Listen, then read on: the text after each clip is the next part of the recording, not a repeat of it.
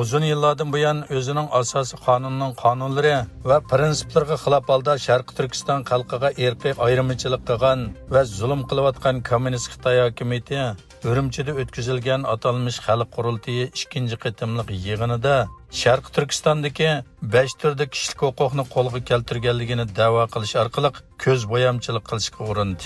Ma'lum bo'lganidek, Xitoy hukumati 13-5 yillik plan doirasida 2018-yildan boshlab islom dini va Uyg'ur madaniyatiga aloqador barliq narsalarni cheklab, minglagan masjidni buzib tashlagan va diniy e'tiqodni oyoq osti qilgan edi.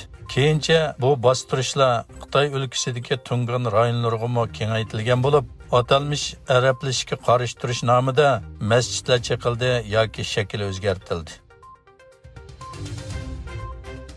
Germaniya taratqullari 2-fevral kuni Germaniyaning ximiyalik mahsulot ishlab chiqarish shirkati BASF shirkati ustida elib borgan birlashma tekshirish natijasini e'lon qilgandan keyin dunyoning har qaysi joylaridagi siyosatchilardan tashkillangan bir guruh BASF shirkatining direktoriga xat yozib, Uyg'urlarni qul qilish jinoyatiga chetilib qolganligi uchun Xitoydan chekinib chiqishga chaqirgan.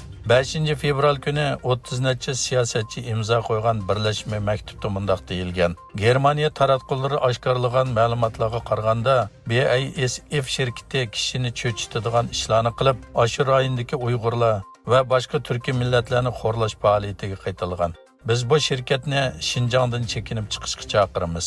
Shirkatimizning inovativ to'kilishdan ilgari kaskin harakat qo'llanib, o joydan chekinishingizni nihoyat muhim deb qaraymiz.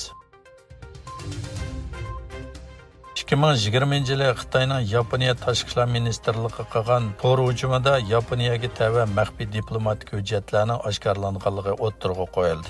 Kyoto agentligining kabinет manbalarini asos qilgan xabarda Yaponiya hukumatining 2020-yili bosh ministr Abe Shinzo davrida Xitoydan kelgan keng ko'lamli tor hujumini bayqaganligi o'ttirg'a qo'yilgan.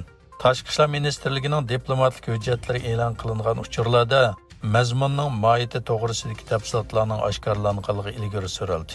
Bu uchurning ministrlik bilan chet eldagi diplomatik vakillar o'miki o'ttirsidagi maxfiy telegrammani o'z ichiga olganligi o'ttirg'a qo'yilgan. Amerika va ittifoqdosh davlatlar axborot organlarining xabariga qaraganda, World Typhoon Borni deb atalgan bir turkum Xitoy xakerlari yaqinqi 5 yilda Amerikaning halqiliq ul aslaha sohalarini nishonlagan.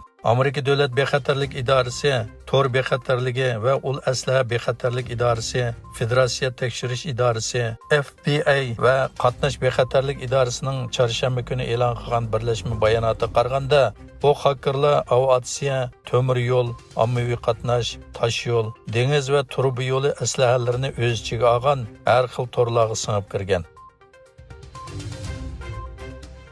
Azerbayjonda o'tkazilgan prezident saylamida hozirgi prezident Ilham Aliyev g'alaba qildi. Markaziy saylam hay'atining raisi Binaxo Aliyevning 92.5% biletga erishganligini e'lon qildi. Bu saylamda g'alaba qilgan Aliyev yana 7 yil vazifa o'taydi. Umum saylamdan bir kun burun Pokistonning g'arbiy janubidagi Paloviskidagi siyosiy partiya ishg'ollarga qaratilgan bomba hujumida kam deganda 30 odam hayotidan ayrilgan. Nurg'un odamni yaralandırgan hujumlar barliq siyosiy partiyalar tarafidan degidek ayblandi. Rayonlik vali hujumdan keyin 3 kunlik motam e'lon qildi. Ammo saylamning kechiktirilmaydiganligini bildirdi.